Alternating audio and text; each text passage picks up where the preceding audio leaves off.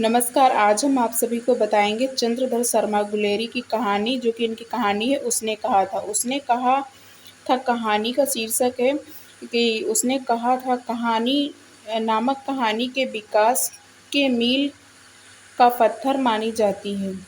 ऐसे बेजोड़ कहानी फिर हिंदी में और कोई नहीं लिख सका।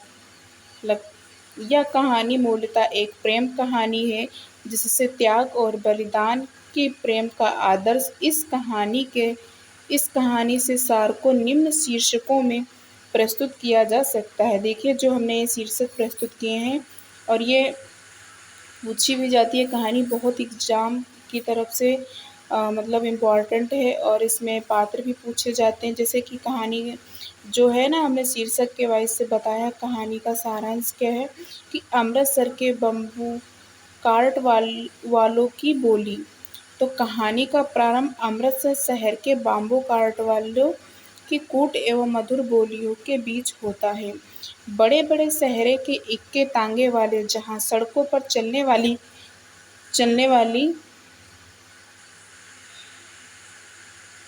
भीड़ को हटाने के लिए कठोर भाषा का प्रयोग करते हैं, वहीं अमृतसर के बम्बू कार्ट वाले मीठी बोली का प्रयोग करते हैं। इनकी बोली कुछ इस प्रकार होती है: हटो भाई जी, बच्चों खाला साला जी, आने दो लाला जी, हटो बाछा आध मजाल है कि जी और साहब सुने बिना किसी को हटना पड़े।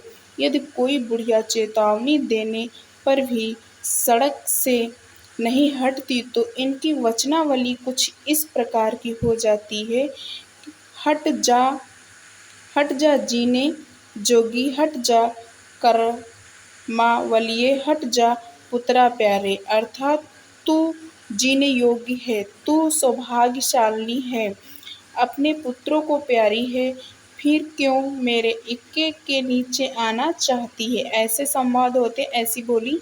मतलब कहानी कहाँ से? अमृतसर के बम्बू कार्ट वालों की बोली है, वहाँ से कहानी का प्रारंभ होता है। इस तरह के संवाद होते हैं जो कि लोग बोलते हैं।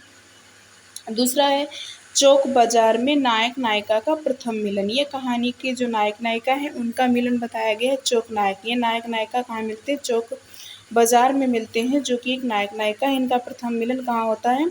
अमृतसर के चौक बाजार की एक दुकान पर 12 वर्षीय लड़के तथा 8 वर्षीय लड़की का प्रथम मिलन होता है। वहाँ लड़का मामा के केस धोने को दही तथा लड़की रसोई के लिए बाड़ियाँ लेने आती है और बालों एवं पहनावे से दोनों की पहचान सिख के रूप में होती है। लड़का उत्सुकतावश लड़की से पूछता है, तेरी कुमड़ाई? कुमड़ाई का मतलब होता है मंगनी। मंगनी हो गई? तो लड़की धत कहकर भाग जाती है। महीने भर तक लड़का लड़की से यही पूछता है। एक दिन लड़के द्वारा पूछे जाने पर लड़की ने उत्तर दिया, हाँ, कल हो गई। देखते नहीं यह रेशम से कढ़ा सालू। यह सुनते ही लड़का बौखलाकर लाकर भागता है और टकराते हुए किसी प्रकार गिरता पड़ता घर पहुंचता है। कढ़ा सालू मतलब एक जो चुन्नी होती है उसको बोले हैं। तीसरा है फौज में नौकरी। इस घटना में 25 वर्ष बाद लहना फौज में भर्ती हुआ। ये जो लड़का है जो उससे पूछता है कि तेरी कुमड़ाई हो गई, वही का नाम है लहना सिंह। फौज में भर्ती हुआ और फ्रांस की युद्ध भूमि में अंग्रेजों की तरफ से जमादार लहना सिंह जर्मनी की सेना के विरुद्ध तैनात हुआ। उसकी रेजिमेंट का नाम नंबर 77 सिख राइफल। इस रेजिमेंट में सूबेदार हजारा सिंह और पुत्र बोधा सिंह भी फौजी हैं।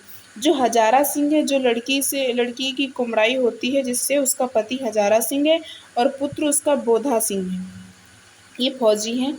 लहना सिंह खाई में अपने साथियों के साथ मार्चो संभाले हुए है। भयंकर शीत वर्षा और बर्फ के बीच लगातार धमाके गूंज रहे हैं। सूबेदार हजारा सिंह वजीरा से खाई का पानी निकालने को कहता है। सभी सैनिक थकान मिटाने तथा ताजा होने के लिए गीत गाते हैं। बोधा सिंह ज्वर से पीड़ित है। उस सामान्य लहना सिंह पहरा देता है। तभी एक घटना घटित होती है कि नकली लपटन साहब का आना। रात्रि के तीसरे पहर में थोड़ी देर बाद एक जर्मन नकली लपटन साहब बनकर सूबेदार हजारा सिंह को एक जर्मन खाई पर हमला करने का आदेश देता है। सूबेदार के जाने के बाद नकली लपटन साहब मुंह फेरकर लहना सिंह को सिगरेट पीने को देता है। यह देखकर लहना सिंह आश्चर्यचकित रह जाता है तथा सिगड़ी से उजाले में लपटन साहब के कटे बालों को देखकर उस पर संदेह होता है। वह संदेह की पुष्टि मंदिर में मूर्ति पर जल चढ़ाने तथा नील गाय के 2 फुट 4 इंच के सींग होने की बात कहता है। ये कौन कहता है? लपटन। तथा लपटन साहब के हाँ कहने पर उसका शक यकीन में बदल जाता है। किसका? लहना सिंह का। तब वह सूबेदार को वापस बुलाने के लिए वजीरा सिंह को आदेश देकर भेजता है और कहता है कि होश में आओ, कयामत आई है और लपटन साहब की वर्दी पहनकर आई है। ये कौन कहता है? लहना सिंह कहता है। फ्रांस में जर्मन फौजों से युद्ध हो रहा था। नकली लपटन साहब अवसर देखकर अपनी जेब से 3 गोले निकालकर खाई की दीवारों में तार बांधकर आग लगाने को तैयार होते हैं। उसी समय लहना सिंह फुर्ती के साथ राइफल की कूंदे के प्रहार से उन्हें बेहोश कर देता है तथा उनकी तलाशी लेकर प्राप्त सामान को अपने पास रख लेता है। तब लपटन साहब होश में आते हैं तो अपनी पतलून की जेब में हाथ डालकर पिस्तौल से लहना को घायल कर देते हैं। जवाब में लहना सिंह उनकी कपाल क्रिया कर देता है। बोधा सिंह के पूछने पर वह हड़का हुआ कुत्ता मारने की बात कहकर अपने सभी साथियों को सतर्क कर देता है। उसी समय उत्तर जर्मन सैनिक खाई पर हमला कर देते हैं। उस समय सिख सैनिकों की संख्या 8 थी। जैसे ही लड़ाई शुरू होती है, पीछे से सूबेदार हजारा सिंह अपने साथियों के साथ जर्मन सैनिकों पर हमला बोल देते हैं तथा आराम से जमादार लहना सिंह मार्चो संभालता है। वह गुरुजी की फतेह के साथ लड़ाई समाप्त होती है, जिसमें 63 जर्मन मारे गए तथा घायल हुए। 15 सिख सैनिक शहीद हुए। लगभग 1.5 घंटे बाद डॉक्टर एवं गाड़ियां वालों को लेने आती हैं।